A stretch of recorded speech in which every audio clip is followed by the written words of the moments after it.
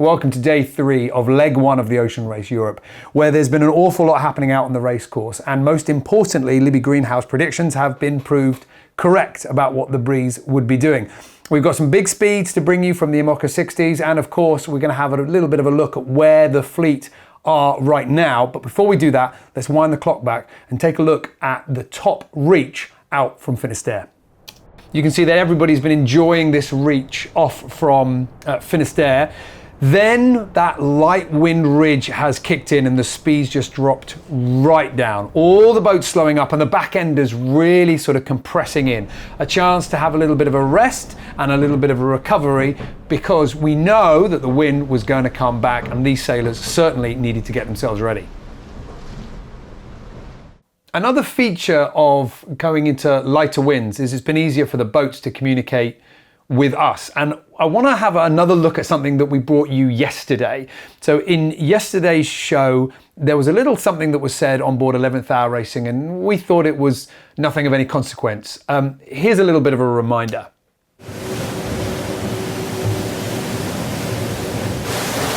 Rolled them twice.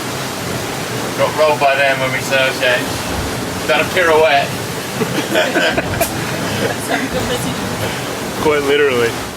So we thought that the pirouette was in relation to the fact that the lead kept seeming to change between linked out and 11th Hour Racing, then 11th Hour Racing, then linked out. But actually it was a little bit more dramatic than that. Charlie Enright, just after we came off air, sent us this.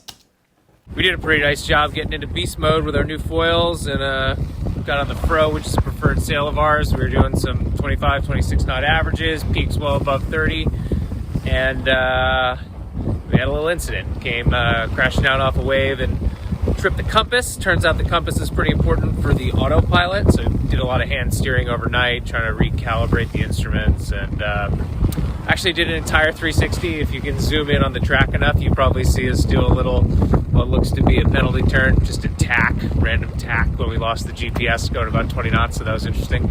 But anyway, didn't make for a lot of sleep, that's for sure, but we are hot on their trail with a lot of opportunity ahead. The electronic systems on board, I mean, any racing boat, the VO65s and the Imoca 60 of course are no exception. They are incredibly complicated, and all these sensors feeding into the center brain, processing all the data and feeding out all the information to the sailors. Now, if one link in that chain is slightly out of place, either fails completely or just a little bit off and out of calibration, then, well, it could be as dramatic as what you saw on 11th Hour Racing with the boat being thrown into a tack or a jibe if you're an autopilot, but more likely the data that the sailors are using to make decisions about what sail to put up, whether to bear away 1, 2 or 3 degrees for navigation, that could be slightly out, and over a long course, that can make a big difference. So it's not surprising to know that Charlie Enright, Simon Fisher, Pascal Badigri, and the rest of the sailors on board 11th Hour Racing, indeed the entire fleet, are able to strip down, recalibrate and reset all their computer systems on board while racing. So that was what was going on with the Imoca 60s. The VO65s were certainly enjoying themselves as well. Sailing Poland, racing really well on that top reach in 4th place to the north of the rest of the teams, certainly getting to grips with the breeze and being able to stretch their legs and enjoy the conditions.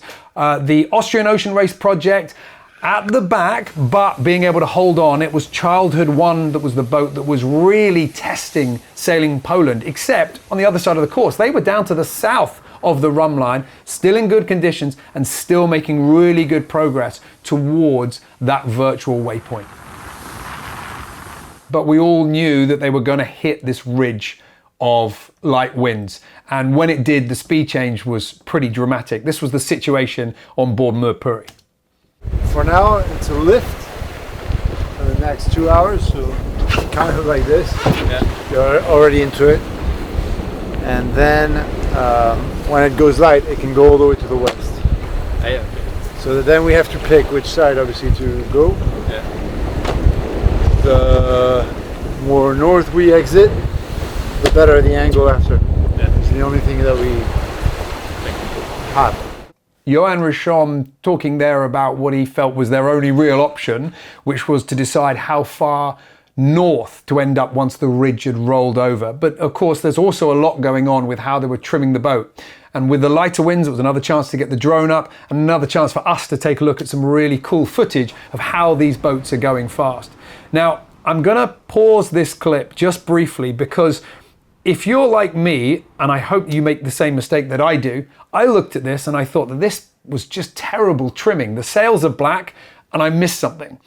I was looking at the angle of the MO, or the masthead code 0, and that's the big reaching sail that goes from the bowsprit all the way to the top of the mast. And as you can see here, it's able to be trimmed in all the way around the back.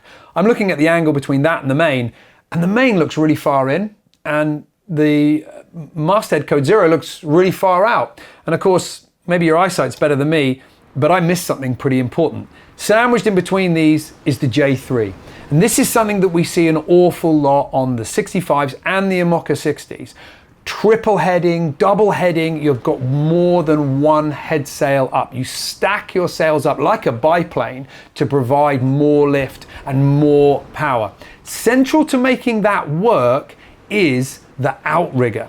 And on the VO65s, they've all got these outriggers that they can put in from the middle of the boat and from the back. Rigging it up isn't particularly easy, but what it allows you to do is to control the position of those outer sails.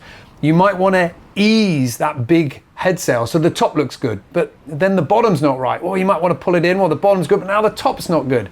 Using those outriggers basically puts a fair lead, a turning point, outside the boat and gives you a lot more control. The VO65s have it and they use it to great effect. This footage here coming in from the Austrian Ocean Race project shows you just how much you can stack those sails. It's a chain and the wind flows from one to the other. If one of those sails is trimmed wrong, you're going to stall the sail before it and you're going to starve the sail after it. If somebody changes one of the sails, then all the other sails in that link have to be adjusted as well. This is the wind being blown from one to the other and flowing right the way through the system. It's not particularly easy to rig up one of these outriggers, certainly not if you're new to the system. There's lots of ropes and there's lots of pressure. In flat water, it's not too difficult. Now imagine trying to do this in the Southern Ocean when the waves were crashing over the top of you. It'd be a very different thing indeed. The Imoca 60s have got a pretty similar system, but they kind of take it to the 10th degree. They've got deck spreaders or mast outriggers, maybe that would probably be a better term. And then they've got outriggers at the back as well. They work in the same way. It's an attachment point for that sail outside the boat, and it gives you much more control about where to put it. It's a really nice way to get the best out of your sail in conditions that maybe it's not really designed to be used for. Certainly at angles it's not really meant to be used for. So that's Offshore Team Germany, and they're not the only ones that know how to use their outriggers. Corum have been setting them up in a really intricate way to have a look at it. But there's another reason why I wanted to show you this clip, not only just being able to see the perspex bubble for the helming position and trimming, but also they put on a really nice brooch here.